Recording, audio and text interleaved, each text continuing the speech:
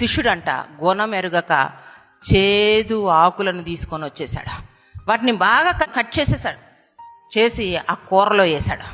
ఆ తర్వాత ఎలీషా గారి దగ్గర ఉన్నటువంటి శిష్యులందరూ వచ్చి మరి భోజనానికి కూర్చొని ఒక్క రవ్వ నోటితో రుచి చూసినప్పుడు, దైవజనుడా ఈ కుండలో విషముందయ్యా, విషమును తీసుకున్నట్టుందయ్యా.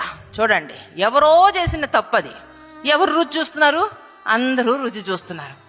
అంతే, కుటుంబంలో ఎవరు రాంగ్ స్టెప్ తీసుకున్నా కుటుంబం అంతా భయంకరమైన పరిస్థితిని ఎదుర్కోవలసి వస్తుంది. అలాగనే యవనస్తులు చాలామంది, నాకు ఆ వ్యక్తి ఇష్టపడ్డాను, ప్రేమించాను, పెళ్లి చేసుకుంటాను. పెళ్లి చేసుకోవడం, ఆ ఇంట్లో మరి అమ్మాయి తరపున వారు కేసు పెడతారు.